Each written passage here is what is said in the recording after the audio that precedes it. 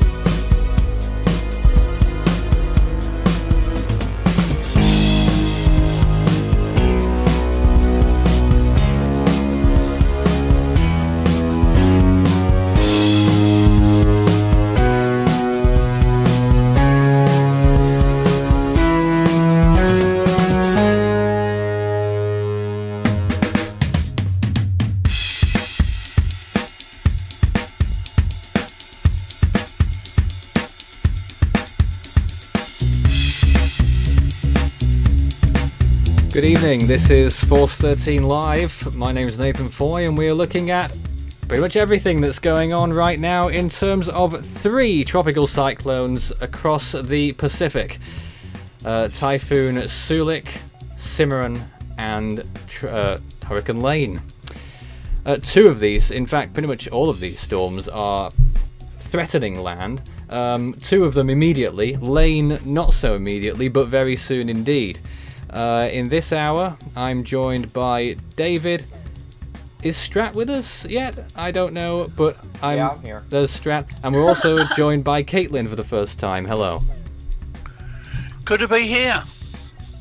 Good evening to you all, and this is, of course, the latest from Force 13 Live. We'll obviously have every bit of information that you need, and of course we'll take all of your questions as we go along as well. We'll be putting a poll shortly as well talking about the Philippines for any of those interested in that particular area. But right now a typhoon warning is in effect for Amami, the actual island of Amami as far as I recall. Gale advisories are in effect for a large part of the Ryukyu island chain and for the southernmost part of Kyushu. And also we have a typhoon warning for some of the northern Mariana Islands and a tropical storm warning for other parts there as well. Typhoon warning there for Agrihan, Pagan and Alamagan. No idea on how to pronounce those places either. As for Hurricane Lane, that is a Category 4, 130 miles per hour. The update just came out from the Central Pacific Hurricane Center. I wonder if I could, this has been thrown together at the last minute, I just wonder if I could get that onto the screen here out of a lot of courtesy. Okay, it's there somewhere in the background. It's supposed to show the track map. If I can get myself off the screen as well, that would be a great start. And maybe if the screen could be shown properly. Okay, well, you can see half of the track there for Lane anyway. This is the latest from the National Hurricane Center showing what they're expecting from Lane over the next few days as it continues towards Hawaii, taking that curve towards the north. I think we can see all of it now. There it is. Nicely done there. You can see how weakening is expected by the time we get to Wednesday, Thursday, and then making a close approach to some of those islands. I don't know if you guys have any thoughts on that. Well, over the past 2 days, the track has continuously shifted eastward and north. So, you know, this is the first time we've seen the big island in the cone right now. So it's definitely a danger right now.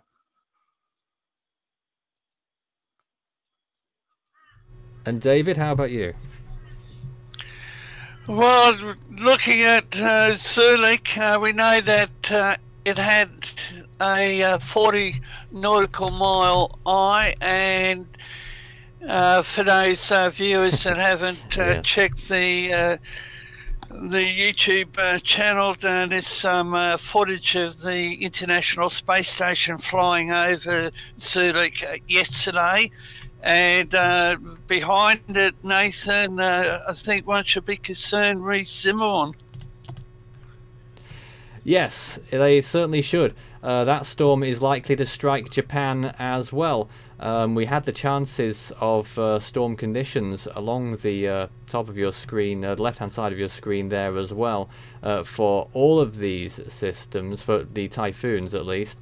And you can see there right now, actually, 71% in Tokushima, 70% in Osaka. As for Soulik, it's pretty much a given that it's going to really give serious conditions to some of the Ryukyu island chain along the western coast of Kyushu and then into South Korea, in particular the island offshore, the island of Jeju, which could see significant conditions, as well as the southern tip of South Korea. Depends how well the storm holds up as it heads up there as well. Caitlin, you're joining us for the first time tonight. Which storm are you following the closest? I'd probably say Lane because I'm closer to Hawaii and like West Pacific. It sounds like we're missing parts of what you're saying there. Sorry. The West Pacific is like... I don't know. I think we're struggling with that, I'm afraid. I'm not sure what can be done about the technical issues, but... Well, it's nice to know you're there anyway. We got the gist that you're following Lane most closely because it's going to affect Hawaii. Yeah.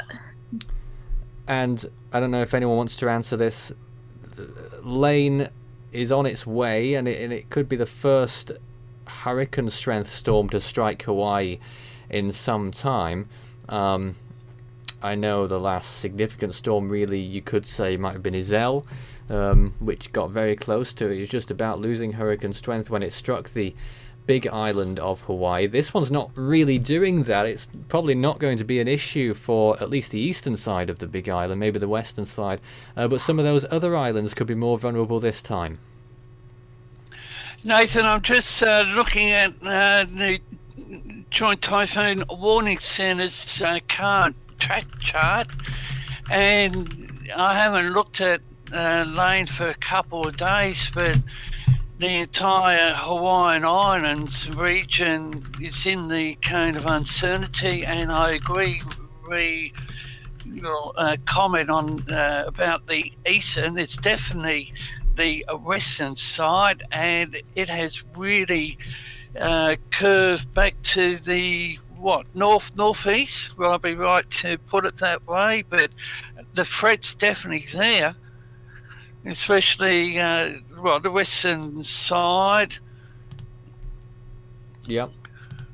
Of the islands. Just unfortunately, the centre doesn't have any technical information, so I'll just have a look at the National Hurricane Centre. But Stuart, what are your thoughts? I'll read out the latest public advisory, just that Lane is powerful, continuing westward to the southeast of Hawaii and maybe a threat to the islands later this week. 130 miles per hour. The pressure they're giving is 964 millibars, moving west at 12 miles per hour. Interest in the islands and across the northwestern Hawaiian Islands should continue to closely monitor the progress of Lane this week.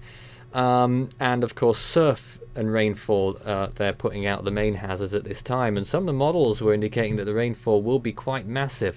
Just to let you know, we've also put out a poll for the show tonight. Will the Philippines see any typhoon activity before August concludes? It's been very interesting how we've been looking at Japan and China and Korea this whole month, but really very little this year so far has been going on near the Philippines, which might strike some people as odd. So we're curious to see if anyone thinks there's going to be anything in the foreseeable 10 days of the month. That poll is on our community tab on the Force 13 channel.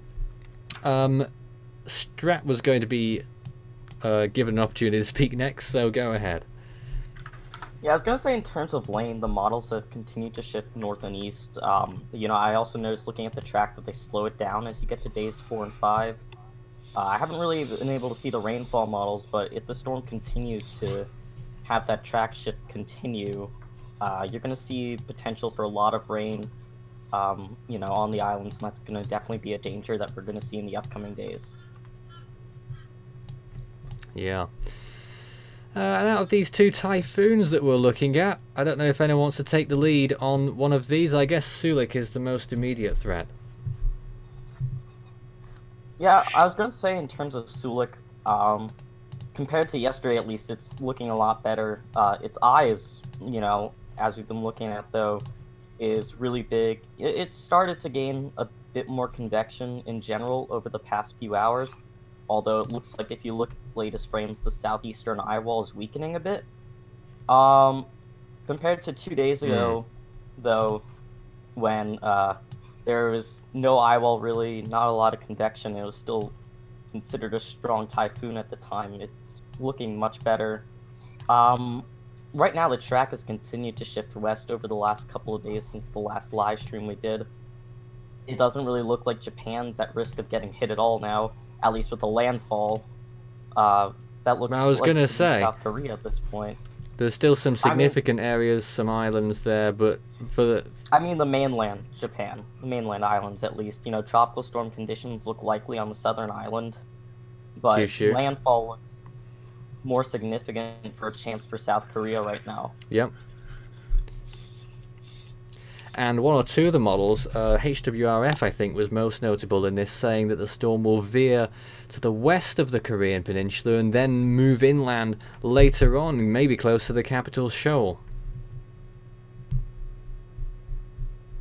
What do you I didn't think? see that yet. I got a really late wake up today, so I'm gonna take a look at that right now. Alright then. We'll just let Strat wake up properly then. I'm gonna click this button and hopefully it works. Somewhat. There you can see part of the storm. And its massive eye at this moment in time. Soulik, this is of course still that we're talking about. It's over 40 nautical miles wide? Well, if I had more time before the stream began, I would have calculated for myself how large that eye was. I would suspect that it's probably larger than that. I was gonna say, when you look at the satellite imagery, it looks like it takes up at least a whole degree wide. And that is quite rare. Yeah, I don't really think in the past year or so we've really seen a circumstance where an eye's gotten this wide. And it's really clear too. It's really warm in the center of the eye as well. Yeah, if we were just going to get a little indication there, 16 degrees Celsius is the temperature inside Soulik's massive eye right now.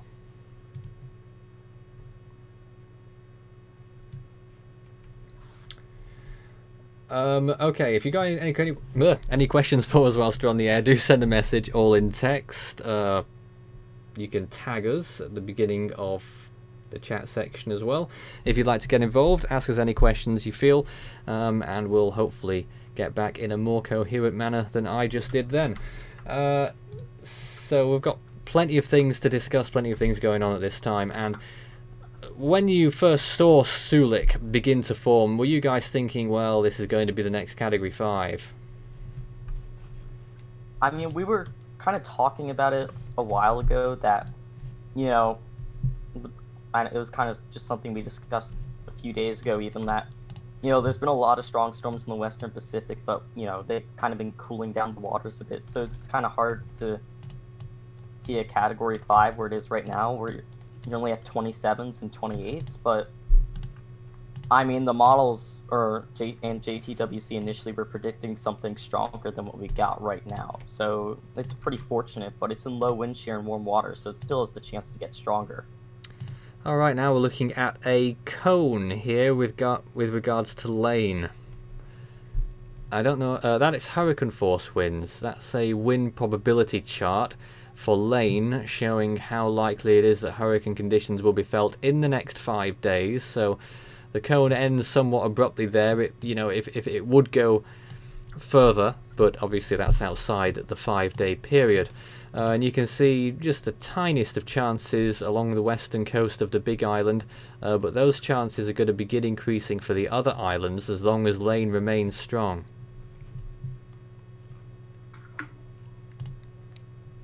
I mean, if I go over and take a look at the Eastern Pacific wind shear, Lane's still in a low shear environment, but as we get today's 2 to 3, it's probably going to get pretty high fast.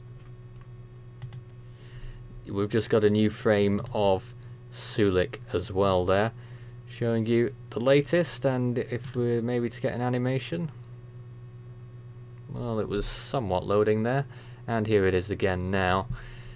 You can just about make out the outline of the Amami Islands there on the left hand side of your screen. It's very close to impacting those islands now, and if you look carefully you can also see the very small Daito Islands of Japan as well, just to the southwest, just on the outer fringes of the eye wall, just above the bottom of the screen there on the left hand side.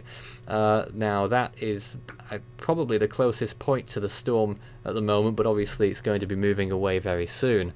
I think it was 217 miles or so from the main Amami Island, which is the one you see that very small island on the right hand side of the much larger one near the left hand side of your screen. The larger one, of course, is the main island, and then you get a few more smaller islands further north, and it is quite uncanny the amount of storms that have moved through that channel, really, or moved in between some of those islands into the East China Sea. Very rarely do you see an actual landfall on one of these islands, which I think it is quite odd, because from Amami to Okinawa it's pretty much 50% land sea. But more often than not you get the storm not quite making a direct landfall. However, that does not negate from the fact that it's still going to be a very significant impact to the islands that experience the eye wall. At the moment it looks like only a handful will, thankfully, but category 3 conditions quite likely in those areas, and hurricane conditions, typhoon conditions pretty much a certainty, and for a larger area too. Let's see if we can zoom out on this just to give you a bit more perspective on everything else. Kagoshima is the significant city on the southern tip of Kyushu. 92% chance even there of tropical storm conditions in the next 5 days. That's probably not really too much of a surprise. Typhoon conditions much less likely, especially if the storm decides to go further west and then towards South Korea, which is pretty much what the consensus is going towards.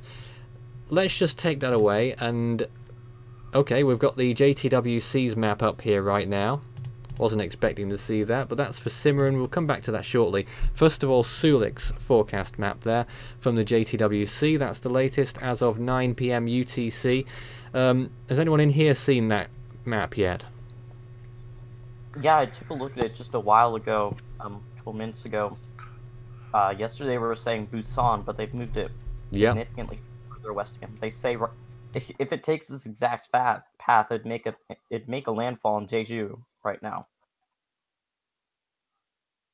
And I know some of the models brought it further west and were trying to indicate a landfall in North Korea instead.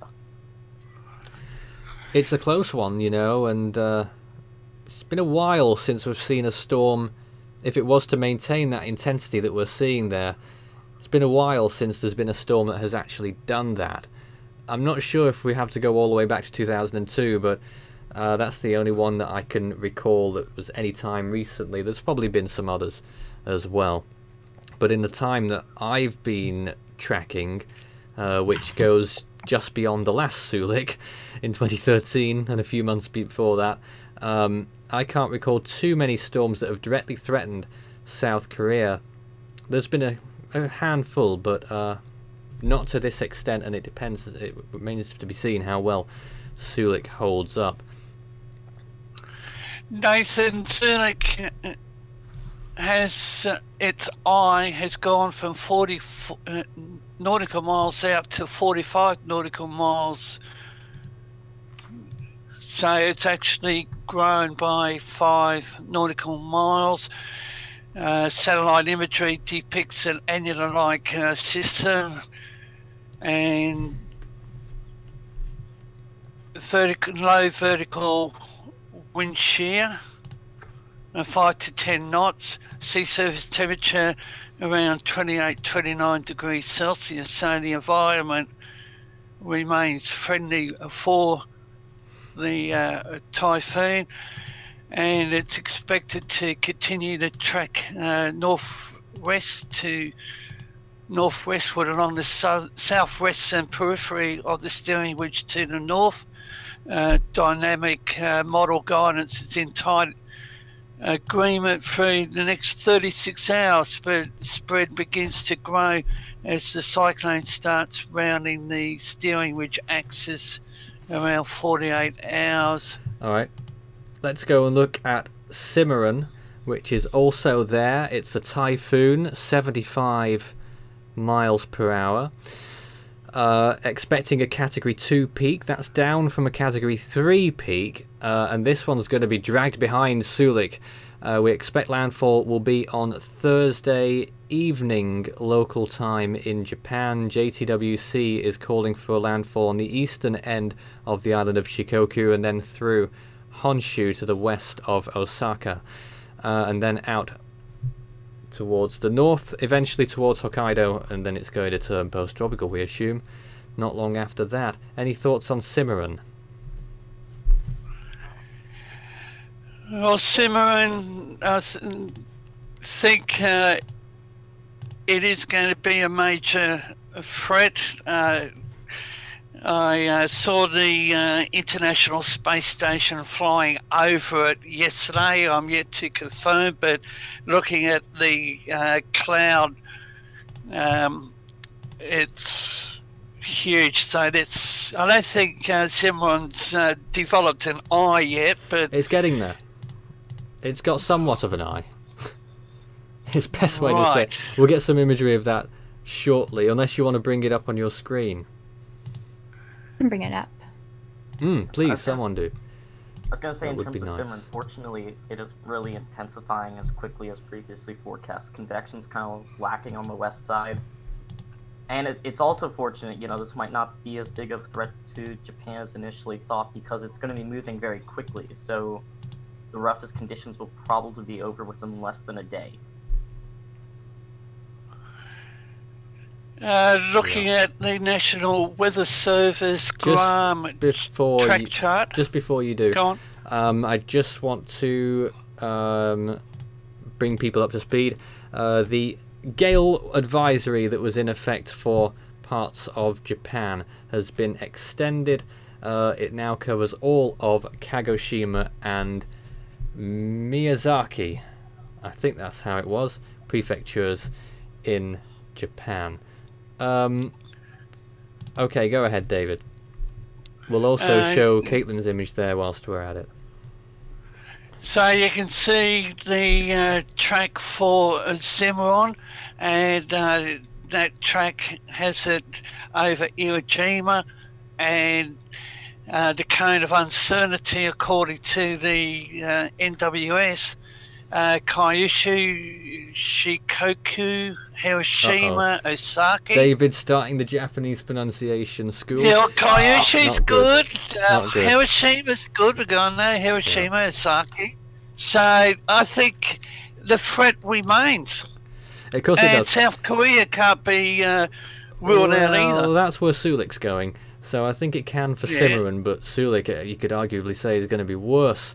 I just want to... David, you're looking at the imagery there that Caitlin's providing us as well. You can see how close the storm, just as it's starting to develop that eye, has passed to the Northern Mariana Islands, all those tiny pink outlines being those northernmost islands, most of them unpopulated, actually. Yes, I'm just looking at what the National Weather Service...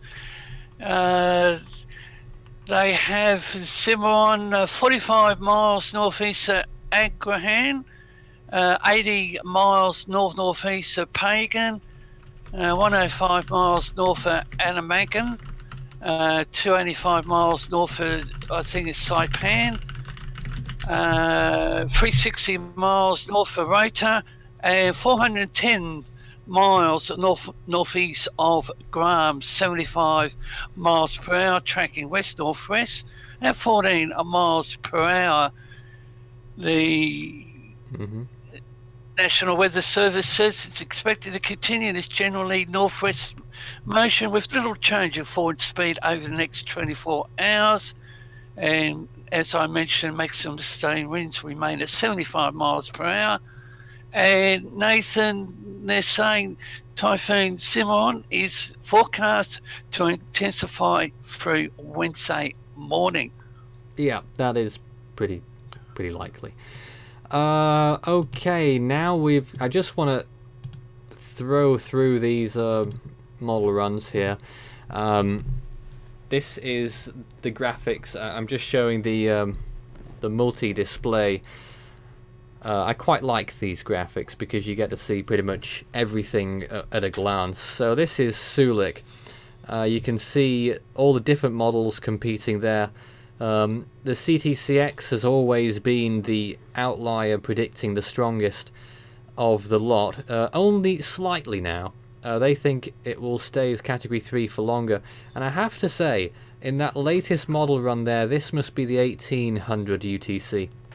The model consensus for track is almost complete.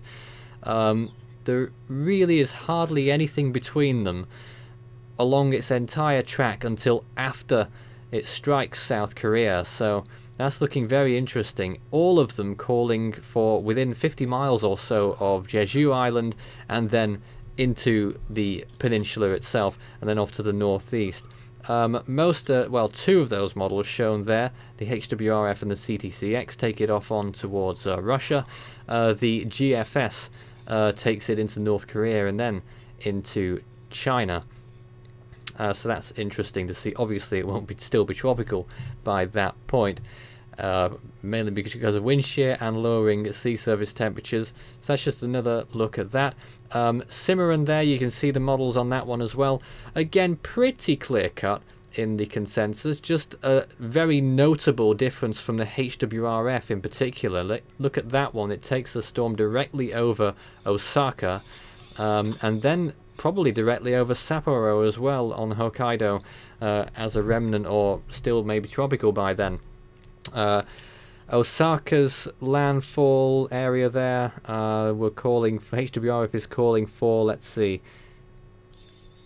a bit weaker, I think, a Category 1, calling for a Category 2 peak, and then and that's quite an early peak as well, and then weakening. GFS, on the other hand, calls for a late peak just before landfall as a Category 3, and then landfall on the very eastern tip of Shikoku.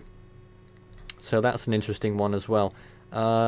Although, very curious, the HWI, I've just noticed, takes the sea surface temperatures down to 23 degrees before striking Japan, so maybe there's a problem with that, because I doubt that's true.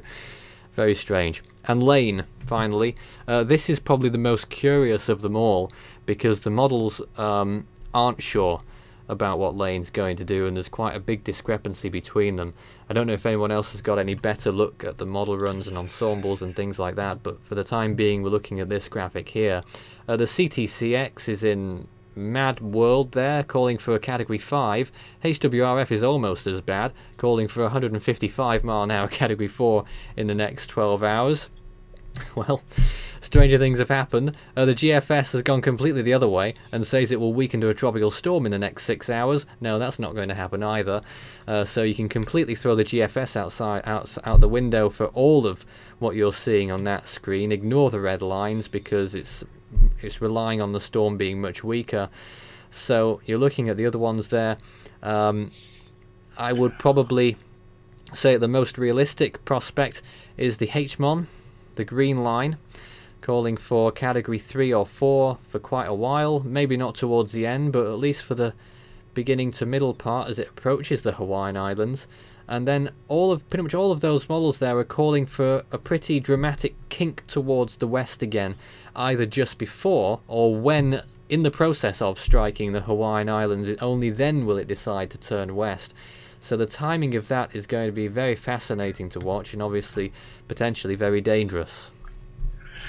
Nathan, I'm just reading the technical information from the National Hurricane Center. The Air Force Reserve Hurricane Hunters found a maximum flight level wind of 121 knots and they also found maximum SFMR, whatever that is, wind Yes. of 113 knots earlier on the northwest quadrant. Well, that's The why, 15 that's why it's a Category 4 then. The 15 to 20 nautical mile diameter eye has also temporarily become more distinct over the last 6 to 8 hours, and this was the justification for raising the current intensity slightly to 115 Yeah. knots. I agree with that. It's a very close one, I have to say, but you can see Lane on the top right hand side of your screen there. Not in the best zone for imagery right now either. It's outside of GOES 16, it's outside of Himawari. So right on the boundary, and Lane is marching towards the west on the southern flank of a large subtropical ridge. Any You need decent to- imagery that you see from Lane is on the GOES 15 satellite, which is going to be gone pretty soon unless they write GOES 17 off. And Nathan, the centre is saying that forecasting of Lane will become more trickier in 48 hours. Yes, certainly will. The next 48 hours is fairly easy. Westward and then a gradual turn towards the northwest. Beyond that, as I outlined just before, it's going to keep everyone guessing. And the ECMWF model shows a more gentle curve. And I don't know if I mentioned this at the start of the show or not. I can't remember now. Memory of a goldfish. It's only been 31 minutes. But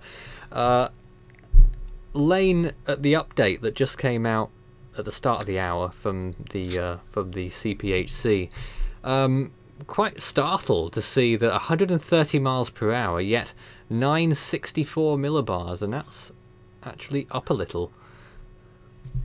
Yes, I was talking to Lee earlier, and I was looking at the information, and it's up to 964, which is interesting in itself. But I'm not sure what the current intensity is going by that other source. But usually you'd put it much lower, that pressure. Probably down to two things, if that is indeed true. One, it is a very small storm. Looks maybe slightly deceiving, but you can almost fit Lane inside Soulik's eye. Not quite. Yes. Bit of an exaggeration, but you can fit most of its eye wall inside Soulik's eye.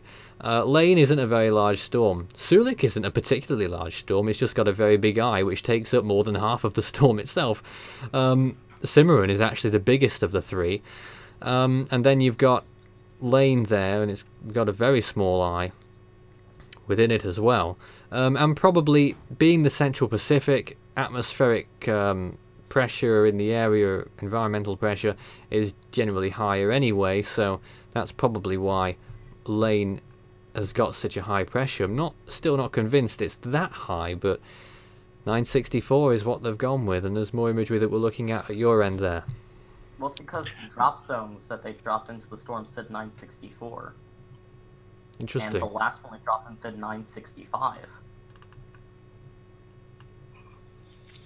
Actually, Lane is looking healthy. You can clearly see from the Looking latest better. satellite Strengthened imagery slightly. the eye. Yep, the Reminds eye me is of Melor. clearly visible. Oh, jeez.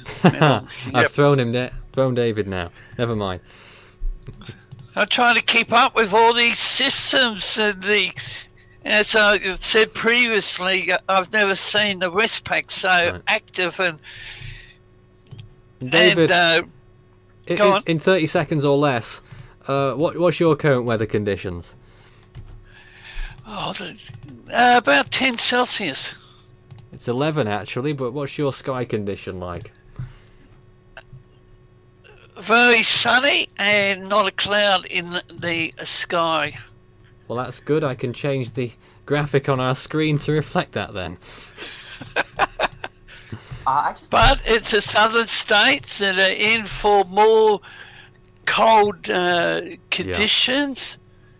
And one of our alpine mountains, I think it was in New South Wales, a man and his dog were rescued, I think it was Sunday night. They got stranded in blizzard type conditions. Emergency services had to go out. So we are having our fair share of severe weather, but it's actually cold and windy conditions. Strat? It's pretty sunny here too. It's probably in the 70s. I'd like to. I want to know whether or not this is true. It's highly unlikely. Someone in chat's trying to say Category 5 had a pressure of 970 millibars. Who said that, sorry? Someone in the chat. Well, if you look back at the West Pacific archive, some official numbers are ridiculous, and that's why Force 13's analysis that went through has changed a lot of those numbers. For instance, I can't remember any particular examples now, but, well, you had a Typhoon Della, which apparently hit as a Category 5 with a pressure of 980 millibars. I think they changed that in the end, but it did have that up for a while. But there are some silly examples out there. You can't really take one seriously saying a Category 5 unless it's under, say, at least 950 and maybe more. You're looking at Soulik's Eye right now, and I'd just like to remind you of the poll that we're doing tonight. Will the Philippines see any typhoon activity before August concludes? They've been noticeably absent from any of the action so far this season. We so far have it at 59% yes, 41% no, so that's interesting. I mean, if you look at computer models that go through the rest of the month, they say no. The GFS and the Euro backed off on it slightly, but they both develop another system behind it, behind Soulik and Cimaron. But they develop it east of Taiwan and move it towards Shanghai and then up into the East China Sea. They developed this thing north of the Philippines. So if you look at any long-range models that go towards August 30th and August 31st, you see no activity in the Philippines. So right now, it's pretty unlikely that we would end up seeing anything like that. Well, there we are. That's Strat's position. If you agree with that, then let us know. Also, if you disagree with it. We're also looking at Soulik's Eye, which I've still not had the opportunity to measure the width of yet. But in the whole hour that we've been here so far, it's been drawing nearer and nearer to the islands. It's not going to impact for a little while yet, maybe 2 or 3 hours. Could be a direct landfall though at this point. I don't trust that to happen personally. But the eye is so massive. If you count a landfall as being inside the eye, which I don't, then it's quite possible. But the centre of the eye, which is what I count a landfall as being, I don't think that will happen. Well, I'd say that's quite close actually, but I think it's just going to miss the Amami Islands there, just to the north, but it could get some of the eye, so, you know, moot points here and there. If you've got any questions for us right now, do send us a message. Start your message with Force 13 all in text. It will light up big and bright for me. There was one a little bit earlier. How many more named storms do you think will develop before the month ends? What basin? Good question. Maybe they mean everywhere. I'd say in the Western Pacific, if you trust a couple of the longer range models, probably one. It looks like activity's finally starting to cool off there. We get to 24 WP before the end of the month. I don't really think models develop anything elsewhere across the globe though, so we might be in time for a bit of a break. Actually, the GFS develops stuff on the Eastern Pacific, but... And Strat, keeping an eye on the South Indian Ocean. Why? What? Right? Oh, they meant the West Pacific. That was just a qualification, that question there. Okay. Yeah, Well, but probably I'm one looking then. at the South Indian Ocean, the tropical cyclone formation probability guide on the southern North Indian Ocean off, I think it's off Burma. Burma. That's not on your screen, David. That's the North Indian Ocean. or North Indian? That's That's in Indonesia. Indonesia. Oh, off Indonesia. Indonesia. There it is. I've There we got go. it on the There we go. screen if you want to have a look. Look at notably the South China Sea there as well. That's the largest chance out of that whole graphic. Yes. I don't see any of the models developing anything there, though. That's interesting. But it's been there for about 4 days now. Okay then. So that's I don't know what to say. I don't know what to say on that one.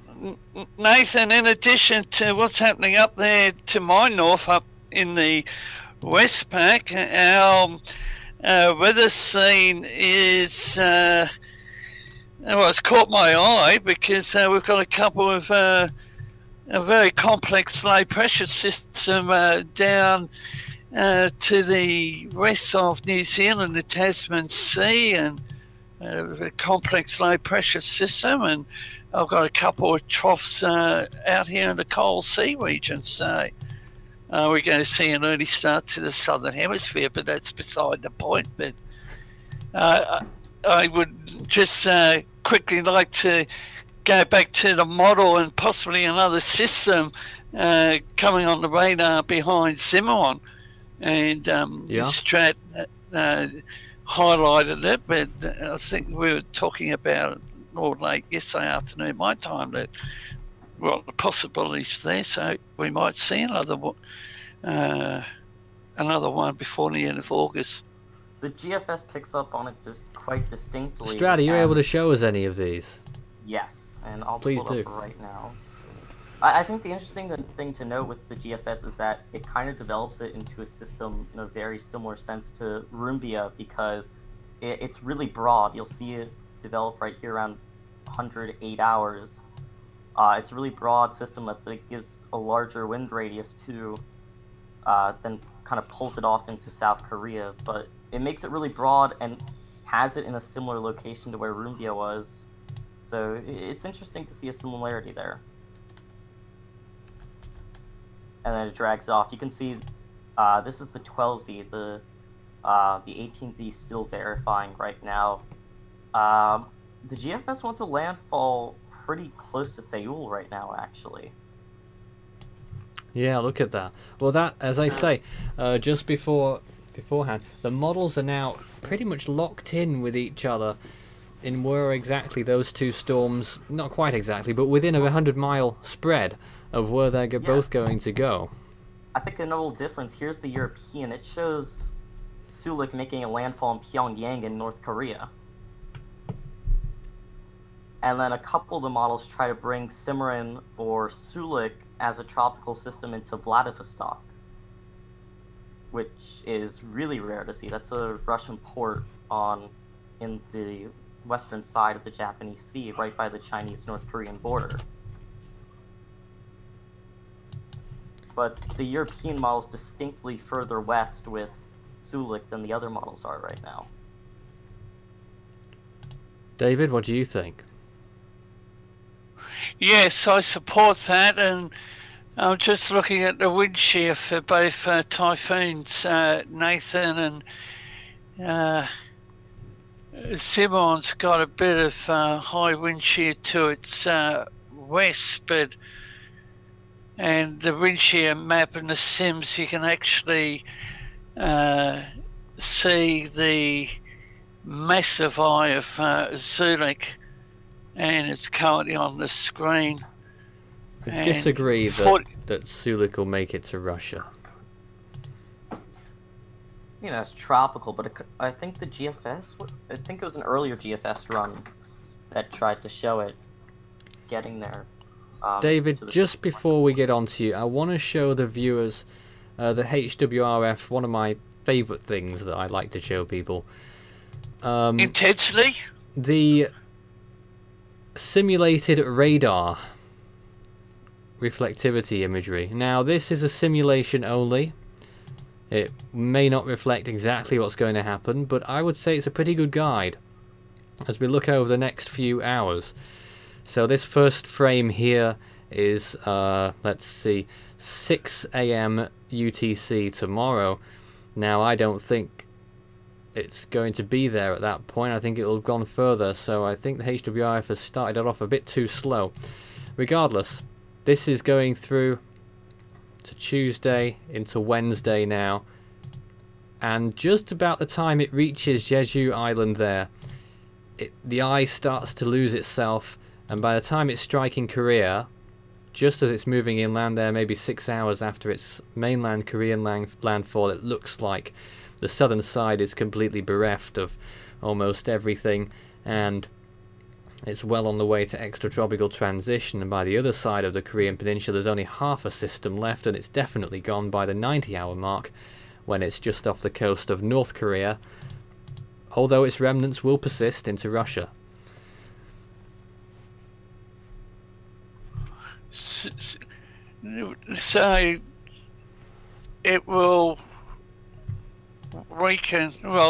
tear apart when it reaches South Korea, and a 45 nautical mile eye. Is that one of the biggest we've seen for that region? No. No? No. It really Probably isn't. the biggest we've seen this year, though. It could well be. I mean, you know, Lan last year probably had a bigger eye than this.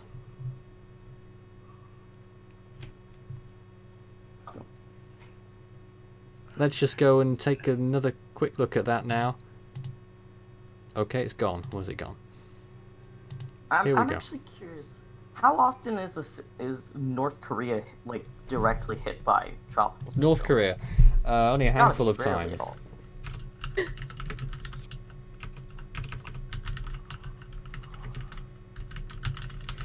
I'm just going to go and measure that eye. So you'll have to give me a moment whilst I go and measure that eye. Yeah, I'm really interested. I think earlier they were saying 45 nautical miles, but it's maybe gotten bigger since then. Nathan, I have an update on Typhoon Cimaron Yes. from the National Weather Service. Right. As mentioned, the tropical storm warning for Saipan has been cancelled, and the typhoon warning remains in effect for those mentioned locations. Maximum sustained winds 75 miles per hour. Present movement is northwest. Yeah, it's and clearing those actually- islands, which is good news. And it's actually increased speed. It's up to 16 miles per hour. Okay, so at its largest extent of this eye that we're looking at right now, the largest extent, if you're measuring from northeast to southwest, right? Just so that you're clear on the boundaries that I'm going by. Get this, 91 miles. What?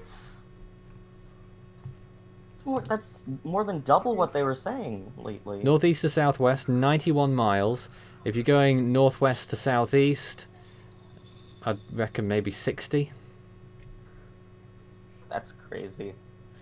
Something I noticed if you look at At the least satellite 60. imagery, I think if you look at the satellite imagery of Soulik, I've been looking at RAM a little bit. It looks like the southeastern eye wall is starting to capitulate a bit. Could you show us what you're looking at for us? I'll pull up RAM on my screen share for you quickly. And if you go here, you'll see by closer to the end of this model run, it looks like the southeastern eye wall starting to fall apart a bit. Hold on, just start again whilst we get you on the larger screen here. There we go. This is the current satellite imagery from recently. You can see at the latest frames that it looks like the southeastern eye wall's opening up. Convection, particularly on the southeast corners, back down to -50, starting to look like there's going to be nothing there soon. David, Caitlin, what do you think of that? Just distracted for a minute, but Of course. sorry, I was just looking at another screen. Okay, where are we? Please leave that up on the screen for a while, Strat, whilst I remember what I was going to do Yes. next. Completely forgotten. Go ahead. Well, the eye seems rather big. You can say that again. Is it It's going like- to get any bigger? It's hard to tell. It would really be quite difficult without it falling apart. It looks like it is falling apart right Well. now, at least if you look at the south inside. Well, When you look at the satellite imagery, like the eye almost appears to be getting a little bit smaller, but noticeable? No sign of an eye wall replacement. Well, I don't think it will be able to have any more. Do we think dry air is impacting it a bit? There must know be that a was water vapor graphic on there, right? Let me see if I can pull it up. Let's see. This is gonna be the closest I can get to a good water vapor. Alright, whilst we're waiting for... Okay. Yeah, look This at only that. goes by every 3 hours. Entering the desert by the looks of things. It's entering the desert, but the southeastern side where it looks like it's breaking right now, it doesn't look like there's a lot of dry air there. It's certainly not in a high shear environment. It's an interesting point. That. Okay, this is interesting. I've got an image now. First visible of the day. This is what Soulik is looking like this morning with its massive eye. And if we pan the camera, maybe we'll be able to see Cimaron nearby and just how close they are to each other. One storm length, basically, from each other. There's Cimaron. That image is just 30 minutes old, and that is the latest from both systems. Cimaron, much more expansive, and I do wonder if we zoom out and go off to the right hand side. I know Hawaii itself is visible on Himawari, but whether Lane has entered its scope yet at all. Let me just move over here, fighting with it. And I think that is, yes, there is Lane. Right near the edge of the globe, as it's seen from here. Lane on approach to the Hawaiian Islands, which are up there, as it were.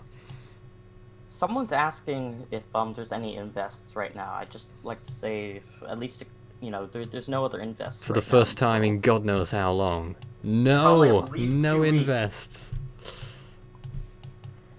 The GFS does show something like developing off the eastern Pacific coast of western Mexico in a few days, but I can't remember.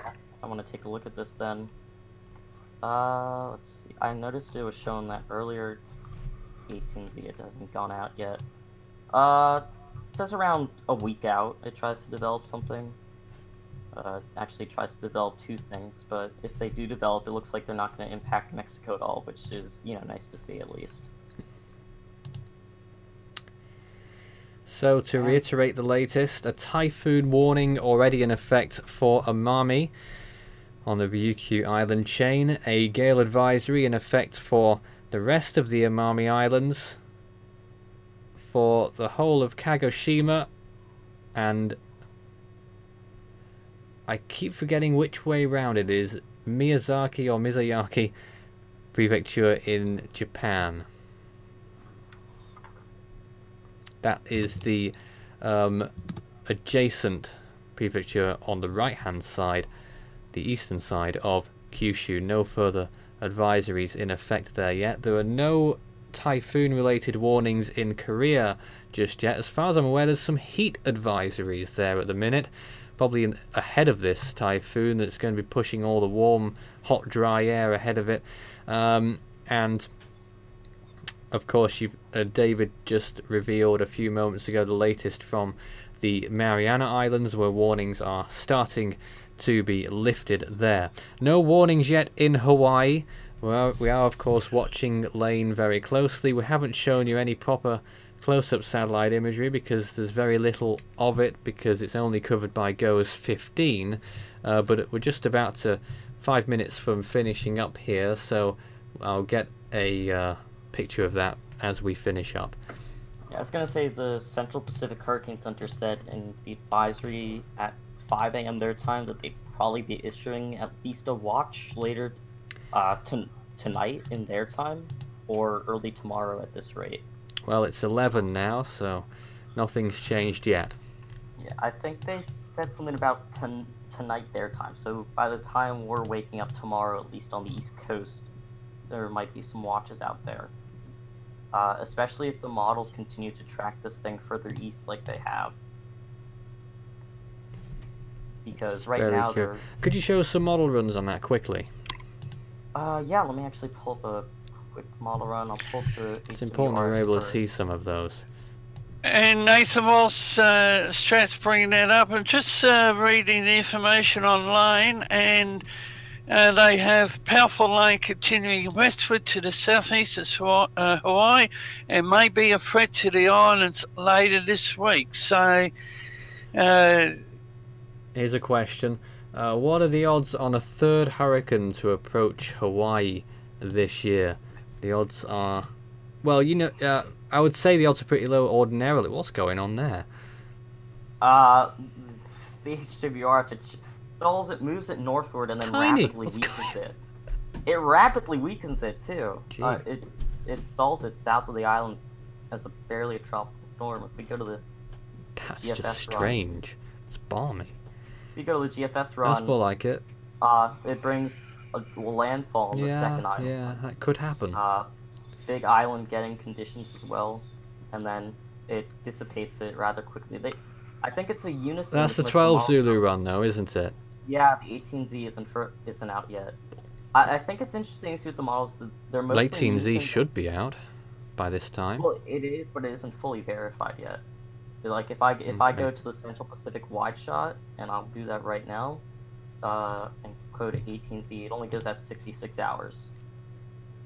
Huh. But I think it's interesting to see most of the models after they bring it northward, they either have it do a skirt or a landfall on one of these islands, but they all turn it west and stall it and dissipate it rather quickly. I think the outlier at this point is going to be the Euro, because it takes it south of the islands. It doesn't bring it close enough to be any impact. There was the CTCX as well, which kept it south of the islands, but also made it a Category 5. Although I'd love to ask what this thing is right here. Yeah.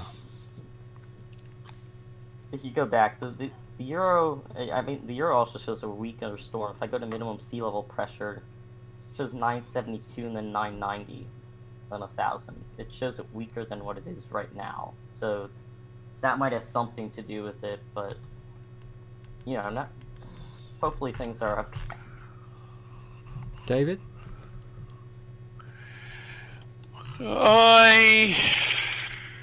I really don't know what to say, but right, good time to end the show. So it's just the rest pack, and now the eyes are back on the Hawaiian Islands. Yeah, I was gonna say, with this model run, the 18Z, the 72-hour thing came in and it moves it almost due north. If that were to continue in the next few frames, it could cause a landfall on the Big Island, at least in this model run. Here's a visible image of Lane right now. Go ahead. And I'm just thinking about that volcano. If Lane does decide to change to a northerly direction, but the NHC say possible threat by the weekend. Alright, we gotta go. We'll fill the hour. Hopefully it's been of usefulness to everyone watching, and of course we'll be here whenever everything else goes on as well. We'll have regular updates on these storms. And yeah, it's been a busy month, extremely busy month, hasn't it? Very busy. More to come, I'm sure. I feel like I'm missing something. Oh yes, there was a question just at the end there. Do you think in the next few years we will see a hurricane season in the Mediterranean? Oh, I hope not. That would be very foolish. Good question, very but foolish indeed. One for discussion. Indeed. That's for another time, maybe on Debate 13 one day. That's all from us for now tonight. Not bad. We'll be back again whenever conditions warrant. We'll probably have more updates throughout the course of this day, as we're coming into it now in the Pacific Ocean, where it's all going on again. Where's the Atlantic at this time of year? We're waiting to see. Well, let's be thankful it's not happening there this year. That's all for now. Goodbye. We'll see you again soon.